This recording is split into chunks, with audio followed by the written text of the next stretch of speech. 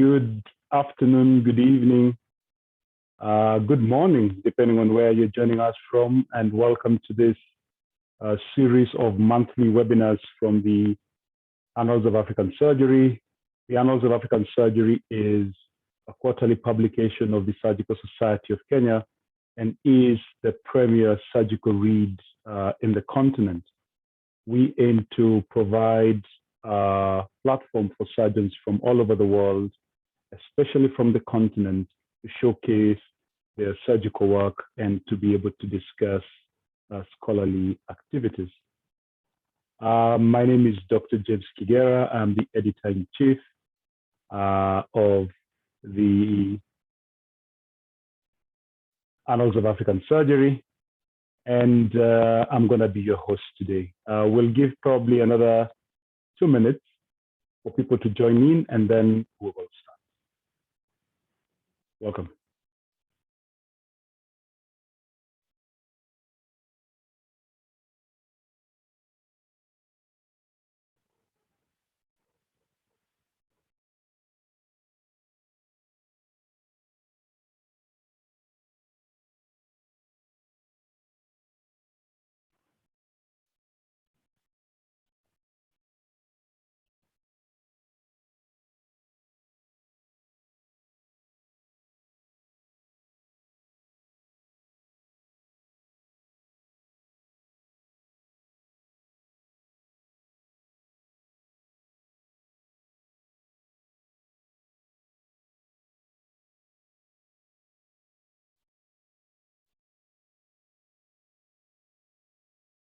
Okay, I think it is now 6 minutes past 6 p.m. East Africa time, and I think we should start in the interest of time. Today is the second of a series of lectures. Last month, we discussed how to write a paper, the structure of a paper, how to design a question, and we also talked a little bit about references. Today, the theme is all about ethics. What is ethical, what is not? And to guide us through this discussion, we've got three very eminent speakers who will take us through various aspects of ethics. To begin with, we will have Dr. Philip Mwachaka, who will take us through the issues of ethics in research itself. He will touch a little bit about informed consent, tell us about how to get ethical approval, and from whom you get ethical approval. And if you're using animals, what are the animal rights that you should be aware of? Shortly after that, we will be guided by Dr. Mose in the ethics of surgical publications. Who should be considered an author? Who do you put in the acknowledgements instead of writing them as authors? The issues of plagiarism and how to avoid that. Issues of conflict of interest as regards to authorship. Which images can you use? What level of editing is allowed in the images that you submit and then subsequently publish? And lastly, we will have Dr. Mwachiro, who will then look at the backside of this ethics.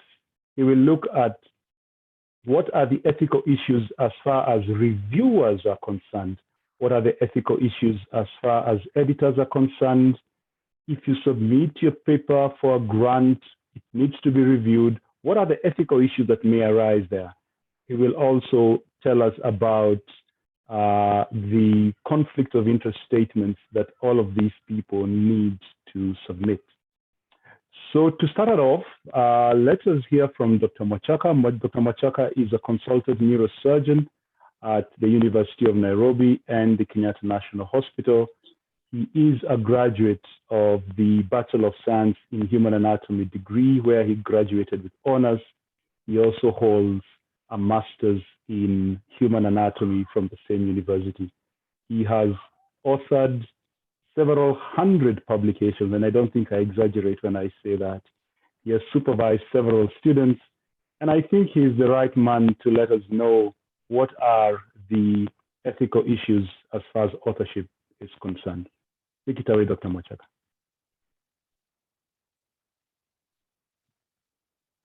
Thank you, Dr. Kigera, and good evening, good morning, good afternoon to you all colleagues. Today, I'll be talking about ethics in surgical research, and as has been introduced, my name is Philip Mwachaka, and I'm an assistant editor in the Annals of African Surgery Journal. I hope I'm audible enough. Am I? Yes, we can hear you. Go ahead. Okay, so I'll basically take you through introduction of what is ethics and the major issues in major ethical issues in research, especially in surgical research.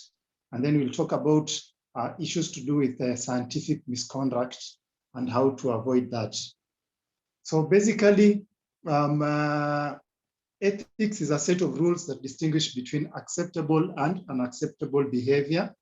That is in general. And when we talk about research ethics, we basically mean these norms or the rules that distinguish between what is acceptable in research and what is not acceptable. And it consists of a set of both written and unwritten rules. And we'll see the detail in the later slides. And violation of this research ethics leads to what is called scientific misconduct, which is a major issue, and it can lead to serious repercussions, especially to scientists. So why should we adhere to ethical norms in research? Why should we adhere to these set guidelines? Because they help promote the aims of research. They help us focus when we're doing our research. And the main aim of research is to generate new knowledge. So these norms assist us in that. They also help promote moral and social values. By moral and social values, we mean values that lead to protection of participants, their specimens, etc. And we'll see the details in the next slides.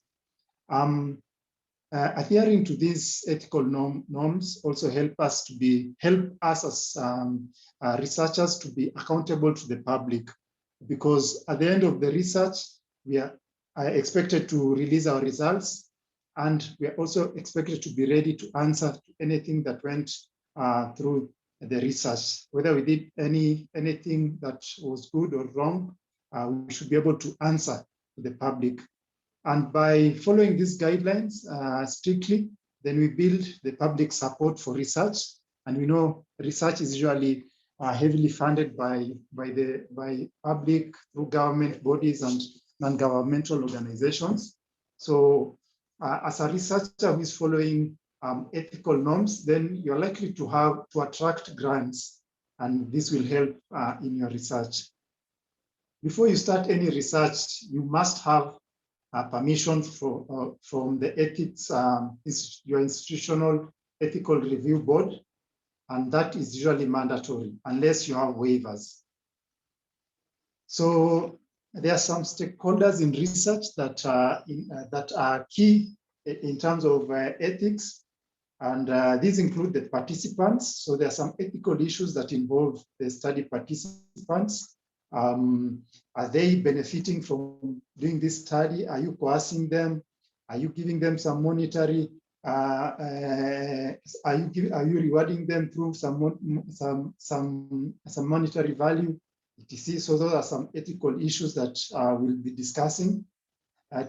Also, the researcher and the research team. There are also some ethical issues that come in this, and also the funders. The people who are supporting or they have given the grants, do they have some hidden agenda behind this study? Things have to be very clear in terms of the ethical issues involved in this study. So then what are these major issues, ethical issues in conducting research? There are 5 major issues.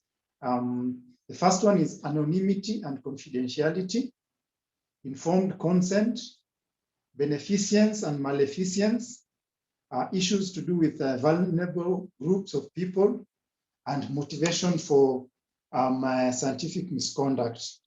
So we'll go to the first issue, anonymity. And anonymity basically means that subjects or study participants cannot be identified, or their responses cannot be linked. They cannot be linked to their responses. And it's extremely important for us taking part in studies to ensure that there's anonymity, because that builds confidence the study participants. So one way of trying to get anonymity in the studies is to avoid taking names or any identifiers of the subjects. So if you're not able to guarantee anonymity, then the next thing that you should guarantee is confidentiality, which basically means privacy of the information that you've been given by the study participants. So it is very important for you to guarantee at least confidentiality. And how does that happen? You have to state clearly when you're taking consent that you'll guarantee confidentiality. And when you are discussing your results, it should be as a group or as aggregate instead of discussing individual study participants. The other thing that should come in with confidentiality is data protection measures. So it has to be very clear how you're going to protect the data from access by other people who are not who are not part of the study, or other people who could share the study, the responses from this, or the information from the participants with other people. So it has to be extremely clear. And then the next important thing is informed consent. We have to be very honest and fair with our subjects in terms of informed consent. And what is informed consent? It basically means that the study participant knowingly, voluntarily, and intelligently, and in a clear and manifest way gives his consent to participate in study. So by knowingly, we mean that they've read or they've clearly understood the study purpose, and they're giving that consent voluntarily. They're not being coerced. They're not being forced to take part in the study. And intelligently, that means they're making their own conscious decision to take part in the study. So while we formulate the informed consent, we need to be aware of the elements or the contents of the informed consent.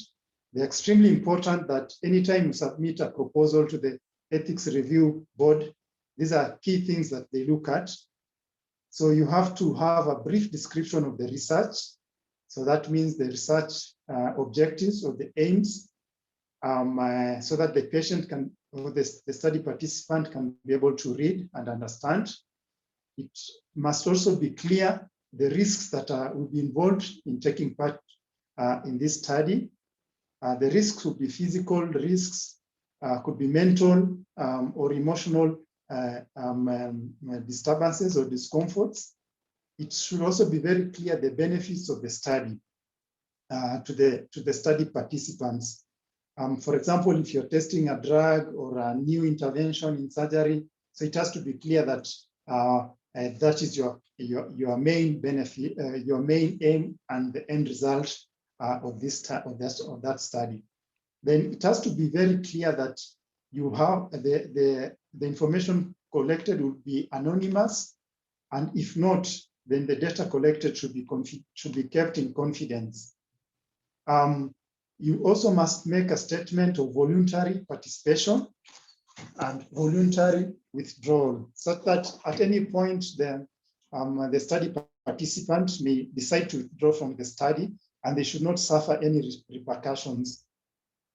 It should also be very clear whether there are any compensations to the patient or to the study participant. For example, if you're taking some specimens to do some tests, then it has to be very clear who is going to pay for the test. Is it the patient or the researcher? Or if you're compensating them, for example, transport costs or such things, it has to be very clear in the informed consent.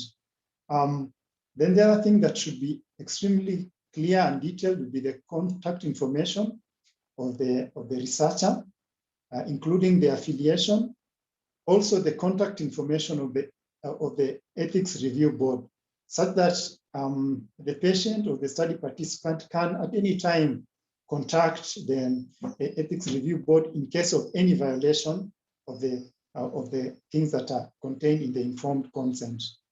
In summary, the consent should be freely given, and it's extremely important that that is done, and should be reversible.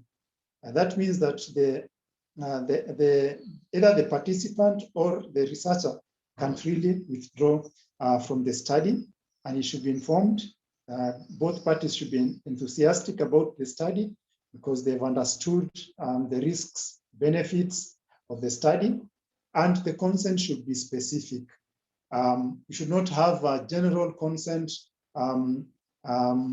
By general, we mean that you have not specified the objectives of the study or the aims of the study, so that the patient knows what exactly they are getting into by signing the consent. The other part that is critical in terms of ethics in research is beneficence and non-maleficence. Beneficence basically means doing things that benefit the participants. And we should always aim at maximizing the benefits to the participants in terms of our study or whatever you're trying to come up with should be of benefit to the study participants. And on the other hand, maleficence means harm. So non-maleficence means basically minimizing harm or risks to the participants. So anytime we are thinking of doing any study, we should always think of maximizing the benefits of the study to the participants and minimizing the risks to the participants. As you do your informed consent, there are some groups that are deemed to be vulnerable, and it's usually debatable whether they should be involved in research or not. And these include people who are comatose, those with low Glasgow coma scales, the people who are dying in ICU. These are people who cannot give informed consent. Elderly people, maybe they're suffering from dementia or other neuropsychiatric illnesses. Prisoners, so these are people in captivity. Children, mentally ill, poor, etc. And these groups of people are usually unable to protect their own rights and welfare. And therefore, they are at a greater risk of being deceived. They can easily be threatened. For example, people who are in prison or in captivity, they can be threatened or being forced to take part in a study.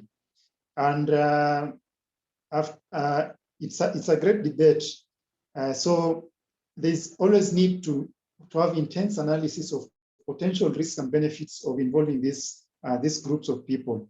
There are some tools that can be used to try and assess a fitness to consent. So there are tools for that, especially for patients with mental illnesses. And for these other groups of people, then you need to have explicit waiver from the ethics review board, and it has to be clearly detailed as to why that you need to have this study done in this group of people. How about use of animals in research? Animals have really suffered in research,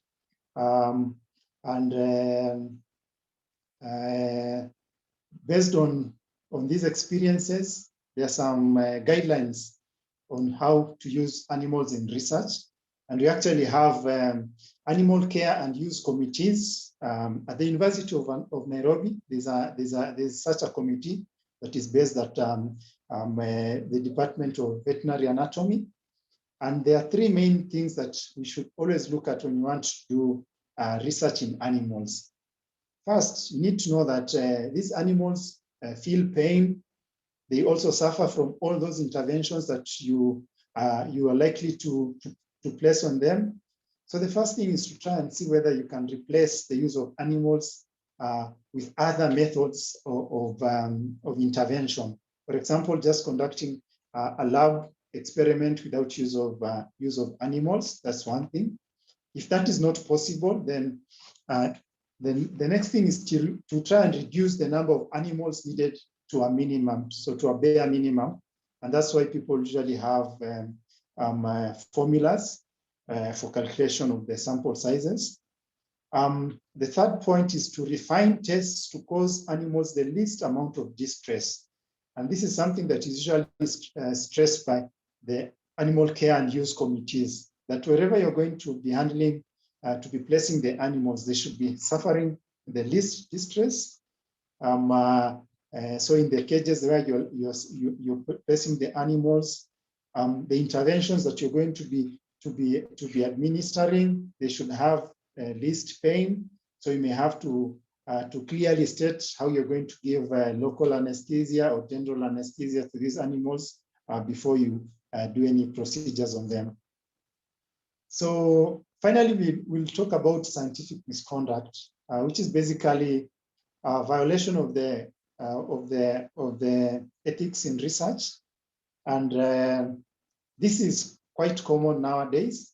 And some of the motivations for this include career pressure, that you want to be promoted, or you're eyeing a job in maybe a teaching institution, and you realize that one of the recommendations or one of the requirements is to have a publication. So you quickly come up with a study and send it to a journal for publication. And maybe you violate most of those ethical principles. The other thing is laziness or the ease of fabrication. It's much easier to cook data than to go to the field and conduct the research. And no, there are usually no policemen in science that will be able to detect some of these things unless it's very clear from your methods. So some people have come up with these lazy habits of extrapolation of data. You want to study maybe 50 individuals. After collecting data in 10 or so, you have a pattern and you extrapolate it, use softwares and give you results for 70 or 80 people. So that is scientific misconduct and should be avoided. So how does scientific misconduct occur? Inappropriate research methodology. For example, if you take a biased sample, you intentionally choose a biased sample so that you can have the results that you want. The other thing is incorrect reporting. And this is very common, especially in surgery, where we have omissions, intentional omissions, such that people report only the positive outcomes and no adverse outcomes. So you've had mortalities, you've had morbidities, you put a skin flap, then had complications. You don't report that. You only report the ones that had good tech. So that is a serious scientific misconduct, and it can mislead other people who consume the paper that you're going to release. The other thing is fabrication. That's basically making up of the data or the results, what we call cooking of the data. So you sit down and cook your data. That is a serious scientific ethical misconduct, and it is so serious that it can lead to withdrawal or disqualification of an article, or even some of these titles that people get in academia. The last thing is plagiarism, which basically means using someone else's data without getting their permission to generate a scientific report. So in summary, the ethical principles of research involve both the researchers, including the funders and the participants. And the main important things will include, from the researcher's point, to be integrity. So we have to be very honesty and clear in terms of our objectives of the study, being responsible with the data that you collect, autonomy of the study participants, beneficence, which basically means maximizing the benefits of the study to the participants, and non-maleficence, that's basically doing no harm to the study participants. And the researchers should be competent in terms of the research methodology, because we've seen if you use the wrong research methodologies, then you end up with scientific misconduct. On the side of participants, we should assure them of confidentiality or anonymity of their data, privacy, dignity. So you need to respect the dignity of the study participants, and justice and fairness. That's the end of my talk, and thank you.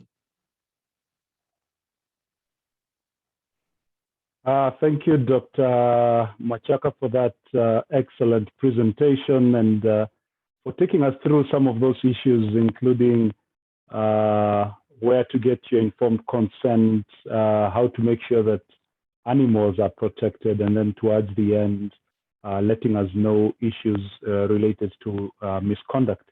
We will be handling questions towards the end. It is now appropriate for me to invite Dr. Moraa Mose. Dr. Mose is a consultant general surgeon at the Kakamega Level 5 Teaching and Referral Hospital. And she's here today to let us know about the ethical issues as far as publications themselves are concerned. Welcome, Dr. Mose. Lead us through that discussion.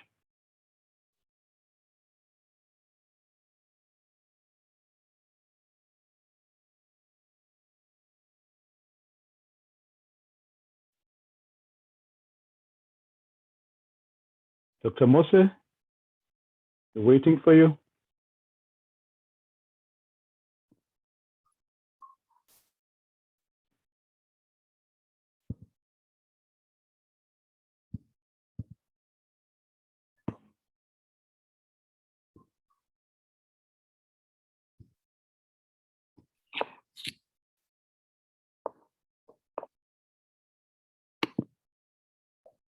Can you see my screen?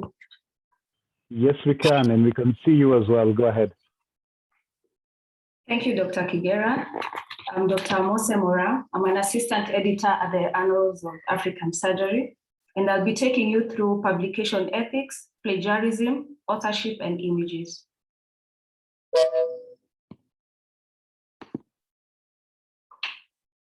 So first we'll start with an introduction and then progress to publication ethics. We shall look at the definition, the guiding force of the publication ethics, and the types of publication ethics. Then we proceed to plagiarism, looking at definition, types, prevalence, and ways to mitigate plagiarism and consequences of the same. After which we shall proceed to authorship and look at some guidelines and authorship misconduct, and then conflict of interest in publication, and finally at images. In this era of public and perish, we have so many colleagues of ours who are under pressure to publish a lot so that they can progress in their scientific career. This results into a lot of publication misconduct. Allow me to quote a statement by Graf et al. That says that academic publishing mainly depends on trust. And why did Graf et al. Say this? This is because the authors put their trust on the editors to select appropriate peer review And the editors put their trust on the peer reviewers so that they can have a fair assessment of their work. So if you look at it, it's just all based on trust, and we bank on the integrity for us to produce good publications.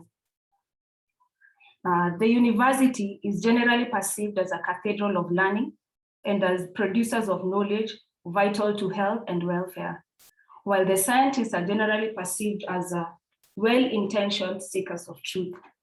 However, we find that this is not happening anymore. I would want us to reflect on the story of the South Korean scientist by the name Wang Woo-suk. Wang Woo-suk did some revolutionary work on stem cell. We remember that in the year 2004 and 2005, he became infamous and even lost his job and even lost his license to do research on human embryo. This is because his results were termed as fake. This is how much repercussion you can get when you participate in misconduct. So we start with the publication ethics. Generally, publication ethics provides a code of conduct and best practice guidelines in ethics and scholarly publishers, and also provides guidelines on how to handle research and publication misconduct, and ensures a high quality scientific publication, public trust in scientific findings, and that people receive credit for their work and ideas. We have some guiding forces in publication ethics. One of them is the ICMJE, which is the International Committee of Medical Journal Editors. The other one is COPE, Committee of Publication Ethics, and World Association of Medical Editors, WAME. We have basically 6 types of publication ethics: plagiarism, data accuracy, ethical approval, and informed consent that has been tackled by my colleague, Dr. Mwachaka. And then we have ethics of authorship, conflict of interest, and submission fraud. Today, I'll be tackling plagiarism, ethics of authorship, conflict of interest, and just a bit about images. So to start off with plagiarism, plagiarism comes from a Latin word, plagiarius, which means kidnapper. It's the use of previously published work by another author in one's own manuscript without consent, credit, acknowledgement, and fraudulently passing it as your own. Kindly note that using someone else's work is not termed as a misconduct, but when you fail to take consent or give credit or acknowledgement where it is due, at that point it becomes a misconduct. And it is a cardinal sin of scholarship. Copying someone's work or improper citation, failure to cite, false citation, turning in another person's work as your own, all this encompasses plagiarism. So basically, plagiarism is academic cheating and intellectual theft. There's no difference between a thug and someone who actually plagiarizes. You're typically doing the same things. Let's look at the types of plagiarism. We have self-plagiarism. This is whereby you recycle your own previous published or submitted work. Some people look at it as not plagiarism, but at the point where you have already published it or submitted it, you may not be able to recycle it. That already is plagiarism. And then we have global or complete. This is whereby someone takes a whole manuscript and just changes the name to be their own. And patchwork or mosaic plagiarism, this is whereby someone just picks a few parts of the manuscript and puts them on their own manuscript. And you can plagiarize a text, an image, data, music, or art. Again, there is another classification of plagiarism where there is accidental or deliberate. Deliberate is where indeed you know this work belongs to a particular person, but you go ahead and delete their name and put yours in place of theirs and claim to be theirs. And accidental is whereby you have not done a thorough research to actually find out the data. and probably to find out who published it, and you pick it up as your own and claim it. As much as you did not know, it still is plagiarism. So I try to look at the prevalence of plagiarism in our setting. Unfortunately, in Kenya, where there's no study, and probably this could be an opportunity of someone to do a research on the prevalence of plagiarism in Kenya. However, I found this study from India, where they were looking at the prevalence of plagiarism, and it was found that approximately 44% of the students who were doing their postgraduate studies had plagiarized. And in that setting of students, the reason for plagiarism is that actually they didn't know. So it was termed as accidental plagiarism. So you can see the prevalence of plagiarism remains to be very high. So how do you mitigate plagiarism? As I said earlier, using someone else's work is not criminal, but there is a way you can use it so that you are not found to be conducting a misconduct. This is by citing. Once you pick someone's work and you find that there's an aspect of it or an idea that seems to resonate with your work, you can pick it up, but you have to cite it. You cite it with a paper that has been published, and probably depending on the journal where you're publishing, you could also add the page of where it's coming from. Alternatively, you can also acknowledge the authors of that particular work, or seek permission in writing for them to allow you to, for example, pick a diagram from their work so that you put it in yours. Or you could also paraphrase it. This is use of your own words, but as much as you use your own words, you still have to reference the source, because the idea remains to be theirs and not yours. Quoting, however, quoting should be used sparingly, but again, you can use it in your writing. And when you quote, be sure to use quotation marks. This is when you're unable to paraphrase it, as it might change the meaning, and you'd wish to pick the words just as they are. At that point, you pick the words as they are, put them in quotation marks, and be sure to reference the same. Plagiarism has consequences. As we said, it's a cardinal offense. One of the consequences is failing an assignment that you're given. For example, if it was your postgraduate dissertation, you may actually fail. You might actually fail to submit it, and you might be required to do another study. You may lose funding or tenure. You may lose credibility, especially with the journal. The next time you want to publish something, they'll be very keen with you because you have attempted that before. And there could also be legal consequences. So we shall proceed now to ethics in authorship. So how do you qualify to be an author? According to the guidelines of ICMJE, you must have contributed substantially in the research process. It could be at conception of the study, designing, data acquisition, statistics analysis or its interpretation, drafting or revising the article, or the final or the approval of the final document. The order of authorship is very critical. Ideally, it is pegged on involvement of contribution. However, it is left at the discretion of the participants to decide who becomes the first author and the corresponding authors, as this has been seen to actually bring a lot of disagreement towards the end.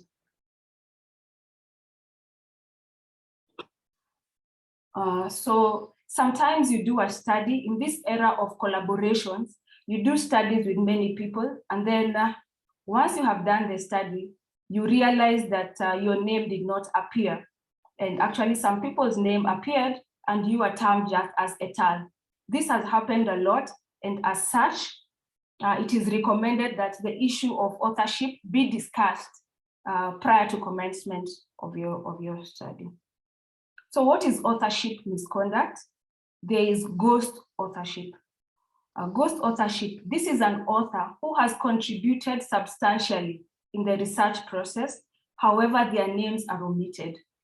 This happens a lot, and such authors complain, and as such, that's why I'm saying we need to be discussing authorship issues, and actually we should actually be putting it in writing prior to commencing. Then we have gifted or honorary authorship. This is when someone who is more senior or a visiting professor is given an opportunity to become a first author in a particular research, simply because they are more senior or they are more powerful.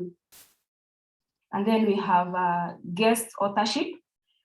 Guest authorship is whereby you add someone in the author's list, probably as a first or a second author, because you know their name holds a lot of power and it improves the chances of acceptance of the manuscript. This equally is a big crime. Then there is coercive authorship. As you're doing collaboration, some people are more louder than others, some people are older than others and more powerful than others, and they can coerce and bully the others and actually take all the credit into the work that you have put in. So as you can see, this is someone who was more senior, and you see he says you do all the work, he takes all the credit. You keep working, once you finish, you put him as the first author. This is an offense. So agree on authorship order before you commence. Not the loudest should be the first author and the corresponding. So in case you anticipate that there'll be some disagreement, you had best put it in writing and keep revisiting it as the roles keep changing in the research process, because some people are more active in the beginning and then they pull out and they leave you guys to do all the work and they come back and they want to take all the credit. Let us not allow this. Allow me to quote Mark Twain when he said, "Authorship is not a trade, it is an inspiration. Authorship does not keep an office. Its habitation is all out under the sky, and everywhere the winds are blowing, and the sun is shining, and the creatures of God are free." So anyone can be an author, but you need to put some work in it. It is out there, you don't need to pay for it, you just need to put in some work and you become an author. So let us proceed to conflict of interest.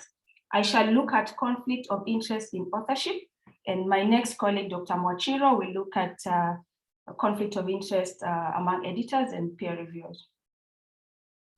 So the integrity of academic activity, in this case research work, may be compromised by other competing interests.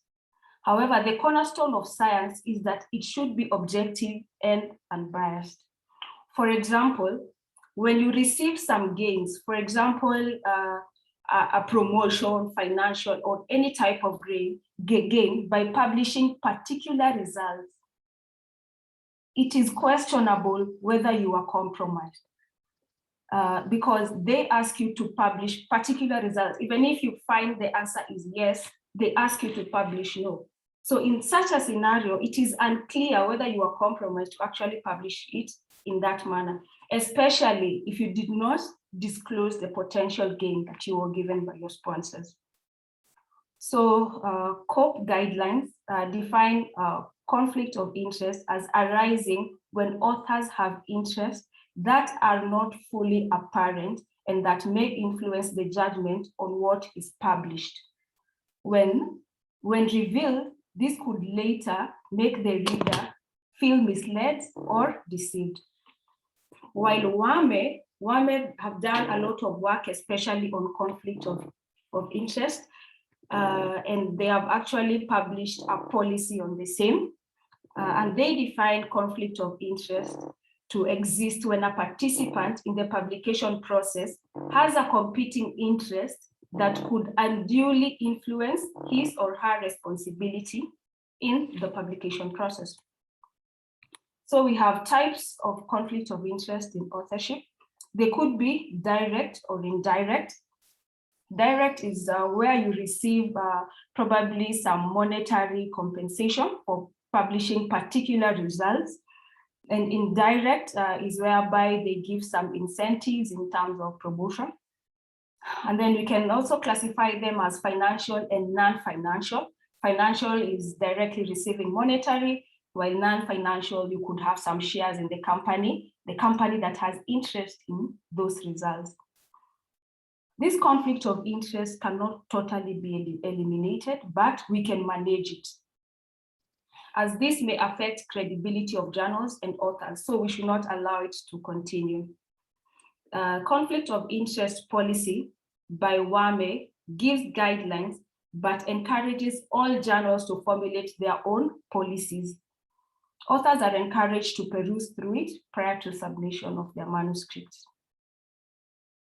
Most journals will require a full written statement or disclosure from a submitting or publishing author. Some journals also ask for the role of the study sponsor in the research process, as this can also guide us to pick whether there is conflict of interest. So what is the author's obligation regarding conflict of interest?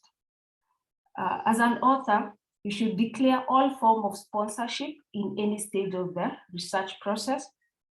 Confirm if the journal has a policy and what it entails so that you're able to adhere to it. Confirm the content of the agreement between you and your research sponsor. Confirm confirm if the agreement prevents you from publishing either positive or negative results, or that it forbids from publishing without the prior approval of the sponsor. Another obligation is to disclose any actual or potential conflict of interest. Okay, so if disclosure is done, then this allows the readers to judge the research on its merits. However, when you fail to disclose, this violates public trust on scientific work. It also makes authors and journals lose credibility once the readers also pick it up. Finally, we look at images. Many scholarly publications are enhanced with images, which range from reproduction of fine art to graphs, and images generally complement the text. The journal guidelines usually give some directives in terms of resolution, clarity, and any other parameters that they would want you to put in place. Using images raises copyright issues, and we know copyright issues are a subspecialty in legal profession, and we have some policies and laws about them. So intellectual property rights is guarded by copyright, trademark, patent, and trade secret. As such, you need to be aware of privacy and publicity rights. When you're dealing with images of people, you are required to blur their eyes, faces, and private parts. Ideally, you should just focus only on the subject matter. Also, you need to be aware of ArtStore. This is a subscription database that includes some images specifically licensed for academic publishing. So you may be able to get some free ones from there. You also need to be aware of fair use. Fair use allows you to access some work from copyright material. However, this is limited and controlled. So once you pick it up and the document is copyrighted, then you need to contact the authors and tell them what exactly you need to pick. One of the factors they look at is the nature, the quantity, and the purpose. So if you're taking it up for commercial or financial benefit, then of course you will need to actually pay for it. And also if you're taking too much, and too much will be guided by the authors, then again, you need to pay for it. So it's some sort of agreement that you have. So as you can see, you're still able to access the copyright material, but again, you need to keep communicating to the authors of the document. You also need to be familiar with the copyright principles. Rights to publish a copyright image generally is controlled by the copyright owner. And we have a public domain. The public domain has images that usually have not been renewed. So if the copyright period is over and the authors do not renew, it just falls back into the public domain. Also in the public domain, you have some information that is usually free. And if indeed it's free, it has to be clearly and reliably indicated. We also have the open access, also known as the Creative Commons, which has a collection of images that are licensed using the Creative Commons license system, which most permit non-commercial uses only. For at some point when you need to use it for commercial purposes, then again, you consult the authors. Use of charts, graphs, and figures, where this is reproduced in a critical study of the work or to buttress an argument of the author, no permission is needed because data is not copyrightable. However, graphics like tables, charts are copyright protected. Diagrams from books or other publications should be acknowledged. In summary, you need to seek permission at all times and give acknowledgement where it is due. So what are the consequences of research misconduct? Public trust is lost. Once the public realizes that the data was cooked, they will be querying everything else that you actually publish again. Government and institutional policies. If your study was influencing a policy and it was found to have some misconduct and the policies have already been changed, this could have dire repercussions to an entire nation. Erroneous diagnosis and therapeutics. Again, if you're dealing with drugs and diagnosis algorithms, this could result into death. Misleading other researchers, as other researchers are trying to work on their work and they are looking at your work to buttress their ideas and concepts, then you could mislead them and unduly make them present wrong work. So basically, ethics is based mostly on trust, and your integrity is key because you cannot be told by anyone to be trusted, but it's all about integrity, and everyone is urged to have integrity when it comes to scientific work. So thank you. Thank you, Dr. Mose, for that presentation and for taking us through some very interesting ideas. For those who joined us late, she took us through the idea of plagiarism. She took us through authorship, who should be an author. She also tackled how to avoid being et al. In a publication. She then went through some conflicts of interest as an author, how you should make sure that those are declared. And then we came to the issue of images and how to cite those and how to make sure that what you're using is allowed to be used. And then towards the end, we were talking about copyright. So I think that lays a very good foundation for us to then invite Dr. Michael Mwachiro. Dr. Michael Mwachiro is a consultant general surgeon and an endoscopist at Tenwek Mission Hospital. He has done lots of research and has been a Fogarty Fellow and has been on several grants as relates to esophageal cancer. Dr. Mwachiro is also the current Secretary General of the Surgical Society of Kenya. Michael, take us through ethics in peer review and editing. Okay, hi everyone.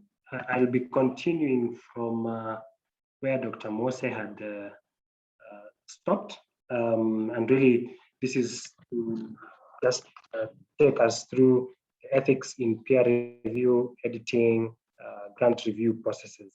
I will also try and see if we can catch up on the time, seeing how much time is remaining.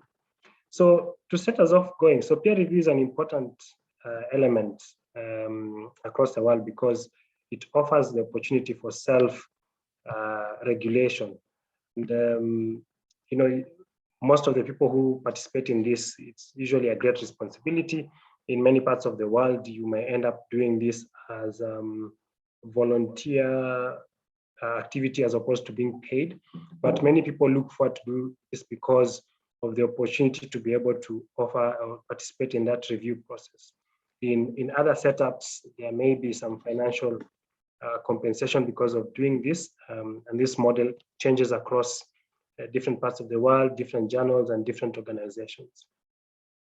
Importantly, it's that there is a commitment to sound science, as opposed to the person who is bringing forth the science or the organization that is bringing forth the science. And this is a key element, which, as you've listened to in the past few talks, where there are conflicts and then there are challenges in the data that is generated, and we'll talk a little bit about this very shortly. So ethical principles of peer review. One is that when you get this invitation to review, whether it's a manuscript or even to join a grant review team, that you review the things that you have the expertise for. And so this means that if you're being asked to review a manuscript on, say, genomics, and you really have no prior expertise or experience in that, then it may make sense to decline that at the beginning, or to actually suggest somebody else who can be able to offer a better job of doing the review. However, we are aware that the number of reviewers available generally across the world is not adequate. And so you may end up having to do reviews from a general pool. So you have papers that fit into a bigger scope, but because the number of reviewers are limited, then you end up being paired with a subject expert, and you offer some elements of the review in that process. So this is the reality of the current climate we are living in, and it is something that we have to just find a way of working with. And then, as has been mentioned, disclosing any conflicts of interest. This can be institutional, they can be relational, where you are a collaborator, they can be financial, they can be on scientific grounds. So if you're doing a similar project and you feel that if you did the review, you may end up having bias, then it is important that you mention these conflicts of interest at the review at the beginning. Upholding the science, it is important that we always stay true to what is being given us. So we cross-check and actually look at the data that is being presented, and we ask the questions about, did they stay true? Do you know the statistics that they're being offered? Does it add up? I think Dr. Mwachaka talked about fabricating data, generating data points that can be used to create results that can be published. And then confidentiality is not sharing information from the manuscripts being reviewed, especially if it is breaking, cutting edge information that is being released. Not sharing this until it's been fully published. Not using research data for self, or copying the data for use elsewhere. And this is a great temptation if you have access to data that is coming in from different parts. And then reviews are time bound. So for many people who are in the academic pathway, if they are beginning at their career, they want to put out many papers quickly. If they're in the middle or established, there may be requirements either at work for them to be able to publish papers. And so as reviewers and editors, part of the task is being able to submit timely reviews so that the process is not stalled. And then delays are not good for many reasons, both on the outputs from the journal side, but also from the authors who are looking for avenues to share this data. I think the COVID era helped us to actually see this in practice, where many reviews were fast-tracked. COVID papers were prioritized so that we could be able to share this data, and different parts of the world were able to learn from each other. So it's really important that we stay true to this during the review process.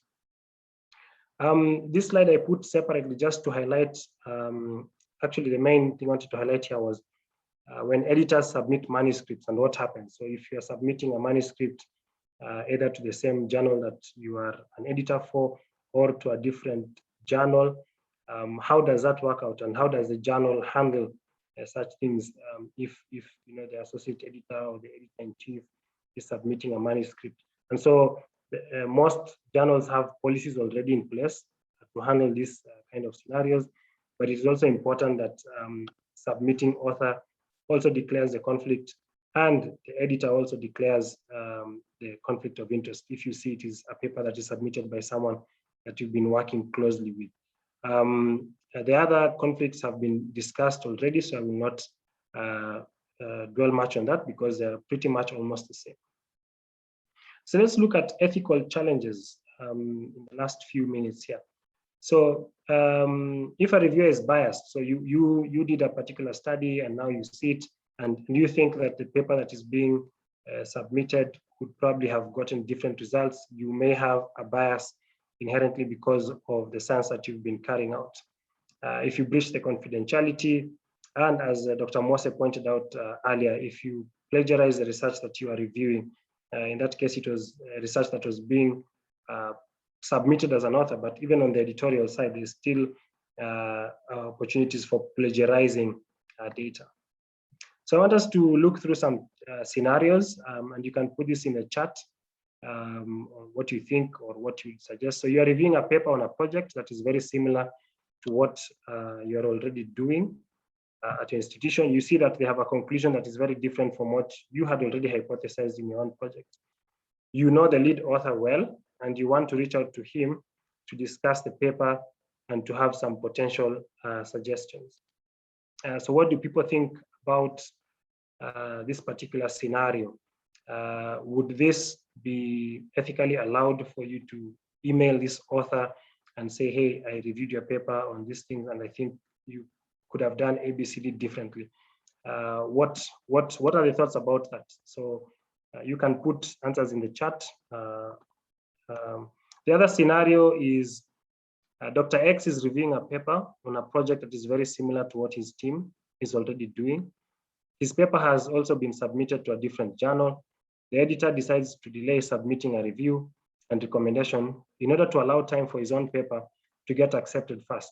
So what are the thoughts around this? Would this be an acceptable situation, especially if you think that the data that is being put out is very important and that you would want to be the first person to get this information out? So these are practical real-life examples of what can happen if you have the opportunity to review papers for different people. And then the other thing I wanted to bring up is retraction. So when the science is not right, Dr. Mose talked about an example of this, and there's a good, this was actually published in LSE, it's a blog, and they had this article there, retractions, the good, the bad, and the ugly, what researchers stand to gain from taking more care to understand errors in the scientific record. And one of the quotes that I found interesting in this particular piece was that while it seems obvious that withdrawing papers which contain errors or misconducts helps to keep the literature healthy, researchers in general want to avoid retractions at all costs. Indeed, no editorial practice in academia can affect an academic reputation as much as a reputation. And here they talked about different things, like the heroes in retraction, people who come forward by themselves and say that I have a paper that I would like to retract because we found the following errors and we want to correct these errors. And then there are those where other scientists call them out and say, Dr. So-and-so did the following and they falsified information or they did not post appropriately. And so the journal is forced to retract the particular data.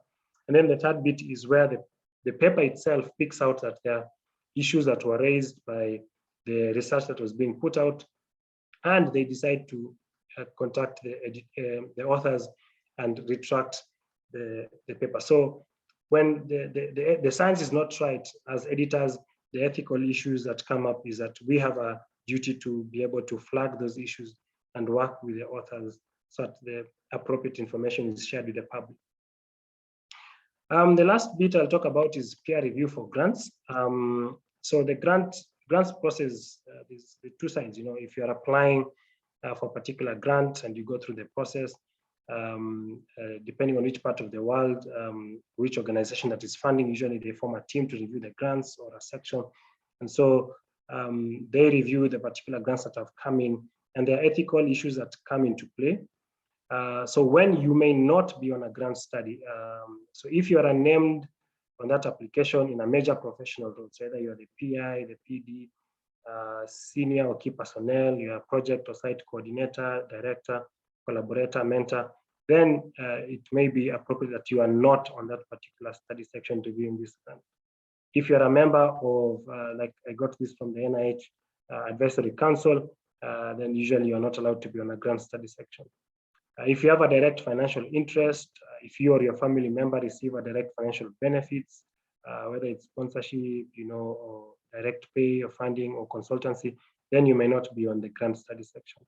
If you have a major professional role in an application submitted in a particular RFA, and the study section will evaluate applications submitted in response to that particular request for application, then you may not be on a study section. However, you can be on the section, but you may have to leave the room or recuse yourself during the decision making if the PI or someone else on that particular application with a major professional role is from your own institution or in multi-component institutions from your component. And so you would say, because of this conflict, I cannot review this particular grant.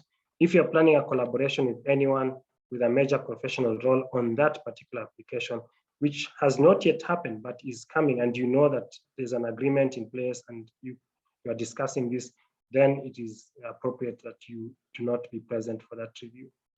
And then within the past 3 years, you have published with, collaborated with, or have been in a mentoring relationship with, and this is interesting, any person on that application who has a major professional role, then you can be on the section, but you have to leave the room for review. And then if you submitted a letter of support or a reference to that particular application, if you're on the advisory board for the project under review or for a grant held by any of the major professional roles in that application. And then this last one is if you have an indirect financial interest. So you've been paid in the past in either honorarium, stocks, or fees from the submitting institution in the period of 1 year prior to the application, then you can be on the section, but don't be present for the review. So ethical challenges around grants, here's a scenario to think about. So Dr. X is part of a panel reviewing a grant application. One of the projects he's reviewing is on a subject that he's an expert. He realizes that the concept that they're proposing will be very useful to his own study. He, however, would like to use the idea to set up a research project of his own. And due to his busy practice, he's able to accrue patients quickly. What are the thoughts on the ethical issues around this and what you can do to be able to set this up? So think about that, and then you can put that in the chat also. So it is crucial to be aware of the ethical issues in peer review of papers and grants because they're very important, as we've pointed out. And so as I conclude this talk, if there are any questions or comments, I think I'll hand over back to Dr. Kigera so that we can now do a little bit of Q&A. Thank you very much.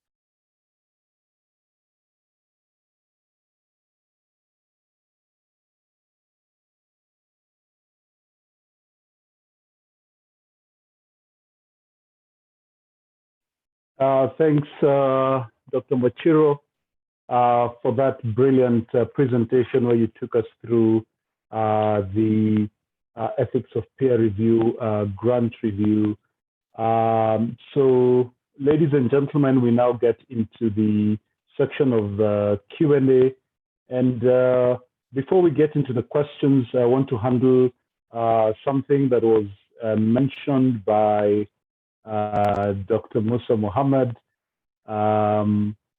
He wanted copies of the presentation. I just want to take all the participants to our website, annalsofafricansurgery.com. And if you go there, you will see on your right-hand side a link to all the presentations. So this is the one that we had last month. And if you go to our multimedia page where it says videos, in addition to videos that show you various things about the journal, you will then come across the videos of past presentations. So this is the one that we had last month. and this one will be up on this same page by Monday. I'm going to ask Joy to be the monitor for the chat so that we are able to keep this going. I see the comment by Dr. Oscar Onyango, who's saying this is very educative and he wishes it could be ingrained at residency level. Maybe that brings me to the question that I would want to start off with and ask Dr. Mose. What happens to the resident who gets quote unquote bullied by the professor to include him in the paper? What recourse does the resident have, and what kind of tips would you give to this resident?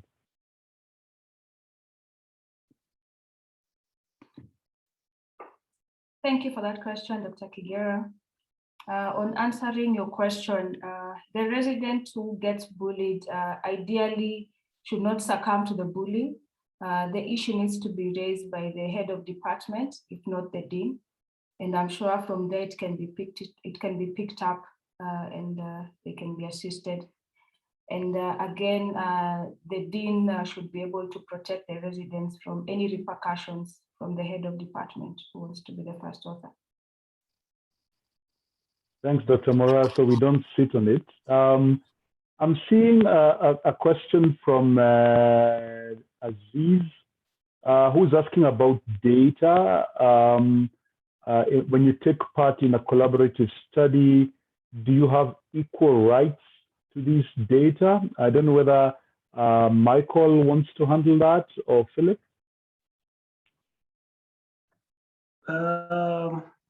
Okay, maybe I can give it a go, and then Philip can chime in. I think the key thing is that at the beginning of the research project that these discussions are had, and usually when you have multi-site studies, each site owns their data. So like I've done many research projects across multi-institutional, so each site owns their data. And so when you publish, you must have an agreement that we will publish this together, who will be the lead author on this paper, who will be the lead author on the next paper, but you retain the ownership of your data. I think that is really important. And one of the key things as we go forward is for all of us to be more keenly aware of that when those agreements are made, that is actually spelled out clearly. Because sometimes if it is not, then you can't come later and say, by the way, you know, we did this and we submitted the data and now here we are. But I think if you give data, you actually own the data. So your institution owns it and has all the rights. Yeah, Philip? Yeah, I agree with you, Dr. Mwachiro. I think it all depends on what you discuss at the start of the study, and it should be very clear who is the main, who is the main person, the principal investigator, because that's the main person in charge of the study, plus the local study coordinators. And as you've said clearly, that the data belongs to the study site. Thank you. Thanks, Mike and Philip. And before I go to Philip again, I want to remind everybody that we do offer CPD points for this webinar. And we will soon be launching a poll where we will ask you to put in your email address if you would like your CPD points sent to you. But I think to Michael, before we go to some of the questions that I'm seeing in the chat, you're a resident and you're time bound and you need to start your research work soon. You submit your proposal for ethical approval together with the other 1,300 people in the university. And it's taking a bit too long. What are your thoughts on quietly and slowly beginning to collect some data before you get the ethical approval?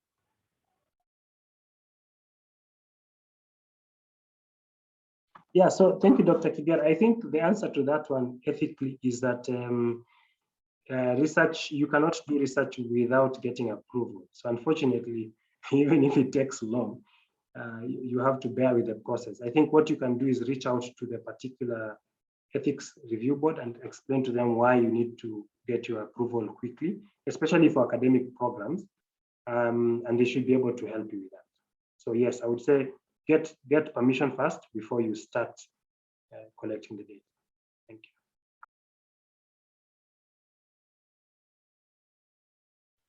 Joy, You're sorry, yes. I was going to say, Joy, what are the other questions we have on the chat there?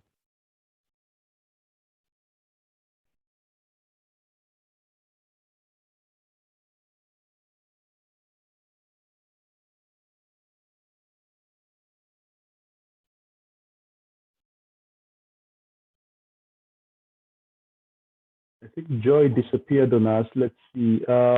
Is it possible for the journal to discuss with local and regional universities for arrangements like dissertation by publication to give students the opportunity to kill two birds with one stone?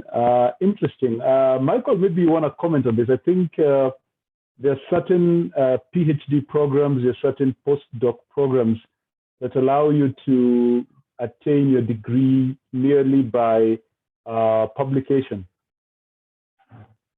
Sorry, Kigera, say that again. Say that again, Kigera. Attaining a higher degree by publication as opposed to coursework, etc. So that's an interesting question. I think I usually look at it from what is the end point. So if you are looking at just getting, you want to do a PhD, for example, by research or a master's, as opposed to those who choose coursework. So if you do the research option, I think practically it allows you to learn the basics of doing research, how to do it yourself, doing the statistics. So most research heavy courses would require that you do one by research. However, if the master's is, say, in something that you would just want to gain a particular skill and move on, then people would opt to choose the coursework.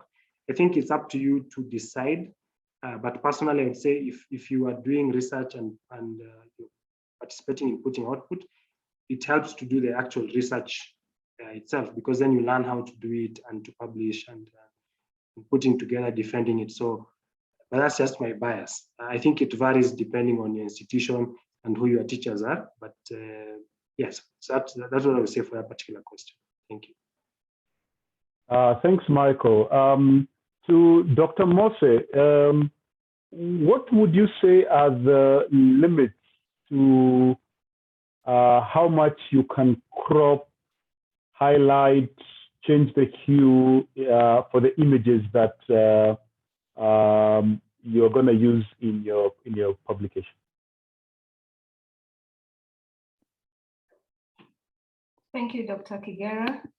I would say actually research encourages creativity. If at all you can draw your own diagrams, this is highly recommended. Or you can actually put the diagram into text, then also this would be much better.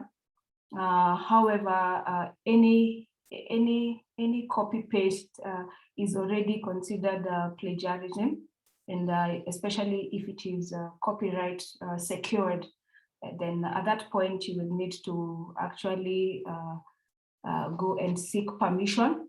And usually it's a very long, tedious process, and you're encouraged to actually start this a bit early so that it doesn't cause you delay, especially when completion is pegged on your graduation. Thank you. Thank you very much. I think we have, so Dr. Mwachiro, I wanted you to launch the poll that says CPD. I don't know whether you can see it on your side. It is launched. It is actually live. Okay, so what we'd like people to do is to indicate if they need CPD points, and then to indicate the country that. I see we do not have any other questions in the chat. The question I wanted probably Dr. Philip to tackle is, if consent is voluntary and can be withdrawn at any time, do you see potential for authors to not disclose that because the acquisition of data, etc.? What is the experience in terms of that? Hello, sorry, Dr. Kigera, come again, please. If consent is voluntary and can be withdrawn, authors may shy away from disclosing that to patients because it may affect how quickly they can get their study done and the quality of the results if people can put. Yeah, so I think it all depends on the principles that we've discussed, that you should be honest with your study participants. Tell them it's very clear. Tell them clearly that their participation is on voluntary basis. And based on the studies that you've done, most of the time the participants have no issues. So I don't think it's a major issue because at any point the participant feels that they are not comfortable with the study, then they are free to withdraw. So, and that's allowed. It's part of the research. At the end of it, you'll report that you enrolled, let's say, 50 patients, and out of that, only maybe 20 completed the study. That's allowed. So it should not be an issue. Thanks, Philip, and who has participated in the discussion today. Michael, I'm going to ask that you launch the second poll, and in this poll, we're going to ask our participants to assist us in rating how this webinar was, so that we know the areas we should improve on. So please, Michael, start that poll, and we'll be asking you questions about whether etc. I'll give this a few minutes before we finally conclude and handle any last-minute questions.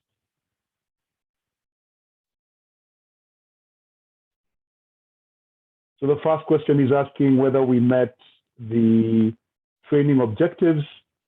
The second question is asking whether we encouraged interaction and participation, whether the topics were relevant to you,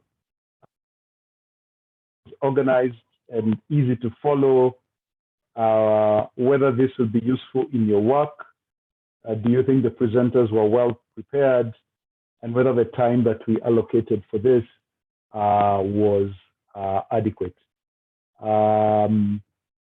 Please take time to fill in the poll.